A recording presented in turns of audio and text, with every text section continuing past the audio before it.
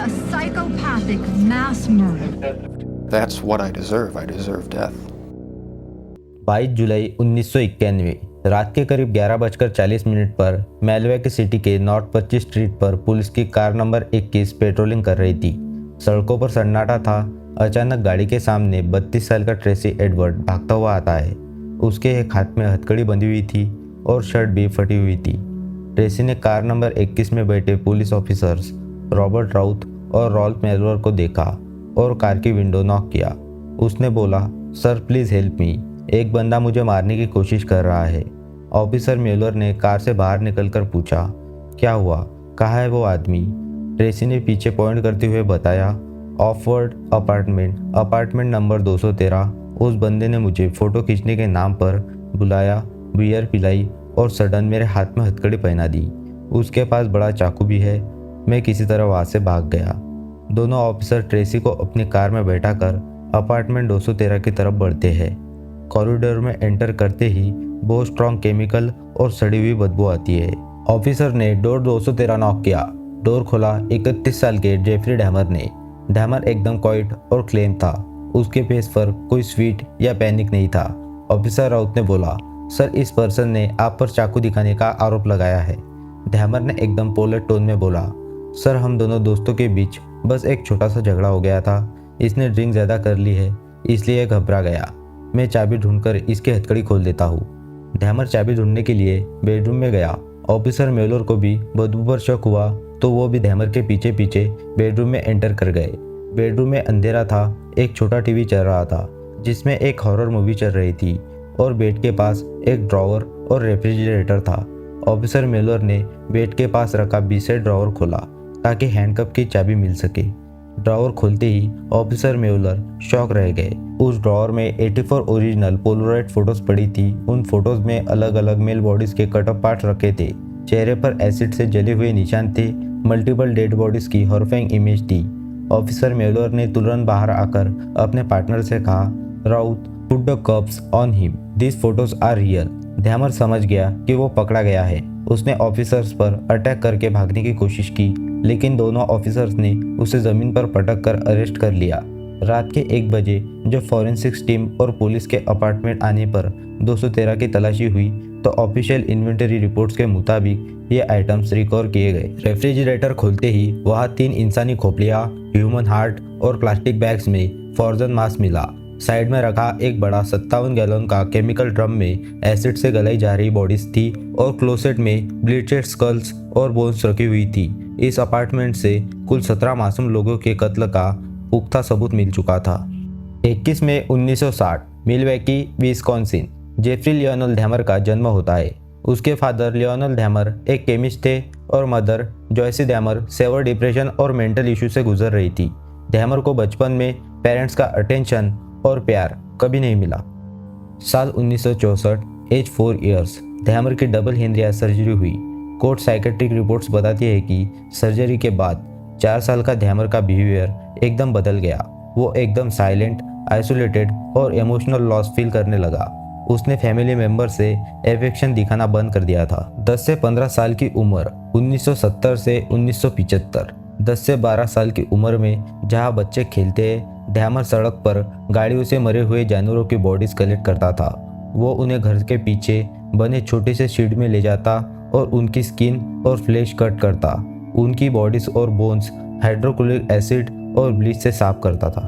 उनके फादर ने जब ये सब देखा तो उनको लगा कि उनका बेटा केमिस्ट्री और बायोलॉजी में इंटरेस्ट दिखा रहा है। लियोनल ने खुद डैमर को सिखाया कि बोन्स को केमिकल से कैसे क्लीन किया जाता है। उन्हें नहीं पता था कि उनका बेटा ये सब इंसानी बॉडीज के साथ भी यही करने वाला था। हाई स्कूल आते आते डैमर को ड्रिंकिंग की लत लग चुकी थी। वो स्कूल के बैकपैक में ड्रिंक्स लेके आता था और स्कूल के बीच में ड्रिंक्स करता था। इसी वजह से उसका कोई दोस्त नहीं बन पाया। 18 जून 1978, बाथ टाउनशिप, ओहियो। डैमर की एज 18 साल थी। उसने हाई स्कूल कंप्लीट कर लिया था। उसके पेरेंट्स का डिवोर्स हो चुका था। मम्मी छोटे भाई को लेकर चली गई थी और फादर बाहर थे। घर पर वो अकेला रहता था। 19 साल का स्टीवन हिक्स रॉक कॉन्सर्ट में जाने के लिए सड़क पर लिफ्ट मांग रहा था। डैमर ने अपनी कार रोकी और स्टीवन को लिफ्ट ऑफर की। डैमर ने उससे बोला कि उसके घर पर बियर है, वो घर पर चल के चिल कर सकता है। दोनों ने घर आकर बियर पी, लेकिन शाम को जब स्टीवन ने बोला, भाई मुझे कॉन्सर्ट के लिए जाना पड़ेगा, डैमर के अंदर का डर बाहर आने लगा। डैमर को लगता था कि हर कोई उसे छोड़कर चला जाता है और वो किसी को जाने नहीं देना चाहता था।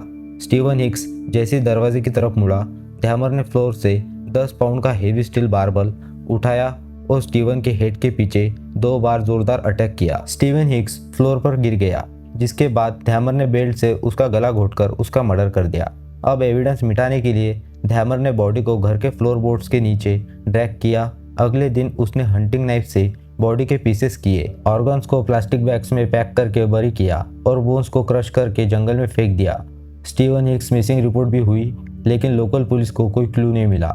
इसके बाद डैमर के फादर ने उसे यूएस आर्मी में एनलिस्ट कर दिया। वो जर्मनी में मेडिकल स्पेशलिस्ट के रूप में पोस्ट हुआ, लेकिन हेवी ड्रिंकिंग की वजह से मार्च 1981 में यूएस आर्मी ने डिस्चार्ज करके उसे निकाल दिया। अब 25 सितंबर 1988 और मई 1990 डैमर अपने ग्रैंडमा के घर रहने लगा।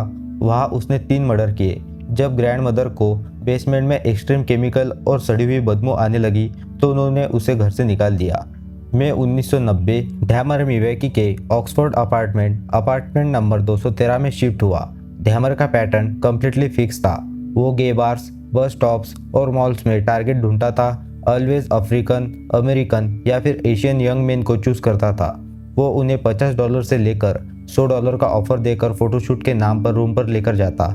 रूम पर वो उनके ड्रिंक में हेल्शियन स्लीपिंग पिल्स पाउडर करके मिक्स कर देता था। अब जानते हैं डैमर के ज़ॉम्बी एक्सपेरिमेंट्स। कोर्ट में डैमर ने कन्फेशन दिया था कि वो विक्टिम्स को किल करना नहीं चाहता था। वो चाहता था कोई ऐसा बंदा हो जो उसके साथ हमेशा रहे, वो उसकी हर बात माने और कभी डिमांड ना करे। इसलिए वो ड्रिल मशीन से विक्टिम के हेड में 1.5 इंच का होल करता था और उसमें हाइड्रोक्लोरिक एसिड या बॉइलिंग वाटर इंजेक्ट करता था। वो उनके दिमाग को डैमेज करता था और उनको ज़ॉम्बी बनाना चाहता था जो जिंदा रहे लेकिन उसकी हर एक बात सुने। लेकिन हर एक्सपेरिमेंट का रिजल्ट ब्रेन डैमेज और इंस्टेंट डेथ होता था। उसके बाद डैमर बॉडी को बाथटब में कट करता था, फ्लैश के 57 गैलन के एसिड ड्रम में डिसॉल्व करता था, स्कल्स और बोन को ब्लीच से क्लीन करता था और रूम में डिकोर के रूप में रखता था। 27 मई 1991 रात के 2 बजे 14 साल का लिएटन बॉय कोनराक सिंटेंसोफोन किसी तरह डैमर के अपार्टमेंट से भाग निकला। डैमर ने उसके हेड में ड्रिल करके एसिड इंजेक्ट किया था, लेकिन डोज कंप्लीट होने से पहले ही उसे होश आ गया। कोनराक कंप्लीटली नेकेड था, हेड से ब्लड निकल रहा था। केमिकल ब्रेन डैमेज की वजह से वो बोल नहीं पा रहा था। स्ट्रीट पर कोलैप्स की वजह से 2 लोकल अफ्रीकन अमेरिकन लड़कियों ने उसे देखा और इमीडिएटली 911 पर कॉल कर दिया। पुलिस ऑफिसर जोसेफ गेरविश और जॉन बेलक्राज स्पॉट पर पहुंचे, तभी पीछे से जेफरी डैमर वहाँ आ गया। डैमर ने ऑफिसर से एकदम क्लेम वॉइस में बोला, सर ये मेरा 19 साल का पार्टनर है, हमारे बीच आर्ग्यूमेंट हुआ था, इसने पार्टी में एक्स्ट्रा ड्रिंक कर ली है इसलिए ऐसा एक्ट कर रहा है, मैं इसे रूम पर ले जाता हूँ। ऑफिशियल पुलिस रिकॉर्ड्स के मुताबिक ऑफिसर ने 14 ईयर ओल्ड कोनराक की कोई फोटो आईडी या एज चेक नहीं की थी। हेड से निकल रहे ब्लड और हॉलमार्क को कम्प्लीटली इग्नोर किया और उन 2 लड़कियों को वार्निंग दी और इग्नोर किया और उन्हें अरेस्ट करने की थ्रेट भी दी। पुलिस ऑफिसर ने उस 14 साल के मासूम बच्चे को वापस डैमर के हाथ में पकड़ा दिया और मजाक उड़ाते हुए वहां से चले गए। पुलिस के जाने के 30 मिनट के अंदर ही डैमर ने कोनराक के ब्रेन में सेकंड एसिड इंजेक्ट कर दिया था और उसका मर्डर हो गया था। उस रात अगर पुलिस ने बेसिक आईडी स्क्रीनिंग की होती तो आगे आने वाले 5 विक्टिम की जान बच जाती। ये पुलिस की सबसे बड़ी गलती थी। 22 जुलाई 1991 रात के 10:30 बजे 32 साल का ट्रेसी एडवर्ड डैमर के साथ $100 के ऑफर पर अपार्टमेंट 213 में गया। डैमर ने उसे बियर दी, लेकिन ट्रेसी ने लिक्विड का टेस्ट बिटर लगने पर ड्रिंक साइड में रख दी। डैमर ने नोटिस किया कि ट्रेसी अनकॉन्शियस नहीं हुआ तो उसने नाइफ निकाला और ट्रेसी के टॉयस पर रखा, एक सिंगल हैंड कप पहना दिया और बोला कि वो बेड पर चलकर मूवी देखे। ट्रेसी ने पैनिक हैंडल किया और डैमर को बोला, सर रिलैक्स हो जाइए, मैं आपका दोस्त हूँ, मैं कहीं नहीं जाने वाला, आप नाइफ नीचे रख सकते हो। ट्रेसी ने 1 घंटे तक डैमर का फोकस डिस्ट्रैक्ट रखा। जैसे ही डैमर ने रूम का फैन एडजस्ट करने के लिए उठा तो ट्रेसी ने फुल स्ट्रेंथ से डैमर के फेस पर राइट हुक पंच मार दिया। डैमर का बैलेंस लूज कर गया। ट्रेसी ने दरवाज़ा खोला और कॉरिडोर में भागा और स्टेट पुलिस से रेस्क्यू हुआ, जिसके बाद अपार्टमेंट 213 का सच दुनिया के सामने आया। 30 जनवरी 1992 कोर्ट ट्रायल। डैमर पर 15 मर्डर्स का ट्रायल चला। डिफेंस लॉयर ने आर्ग्यूमेंट किया कि डैमर लीगली इंसेन है, यानी मेंटली इल है, इसलिए इसे प्रिजन के बजाय मेंटल एसिलियम भेजा जाए। लेकिन गवर्नमेंट साइकेट्रिस्ट ने कोर्ट में प्रूव किया कि डैमर अपने क्राइम्स की प्लानिंग पहले से करता था, स्टोर से एसिड और ड्रग्स इनिशियली खरीदता था और पुलिस के आने पर झूठ बोलता था। इसका मतलब वो फुल्ली अवेयर था कि वो गलत कर रहा है, लेकिन फिर भी वो गलत करता रहा। 15 फरवरी 1992 वर्डिक्ट आया। कोर्ट ने डैमर को मेंटली सेन मानते हुए 15 कंसेक्यूटिव लाइफ सेंटेंस यानी टोटल 957 साल की जेल की सज़ा सुनाई।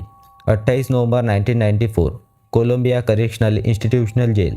डैमर जेल के जिम्नेनिज्म और बाथरूम की क्लीनिंग कर रहा था। वहाँ एक और इनमेट था, क्रिस्टोफर स्केरवर, कन्विक्टेड था मर्डर के लिए। गार्ड्स ने उन्हें 20 मिनट्स के लिए बिना सुपरविजन के अकेला छोड़ दिया था। क्रिस्टोफर ने जिम से 20 इंच की हेवी मेटल आयरन रॉड उठाई और जेफरी डैमर के हेड पर मल्टीपल जोरदार अटैक किए।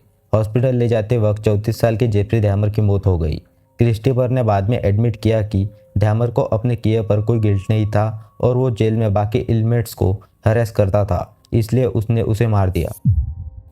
दोस्तों, जेफरी डैमर का केस सिर्फ एक ब्रूटल किलर की स्टोरी नहीं है, ये पुलिस सिस्टम और एडमिनिस्ट्रेशन की ह्यूज फेलियर को दिखाता है।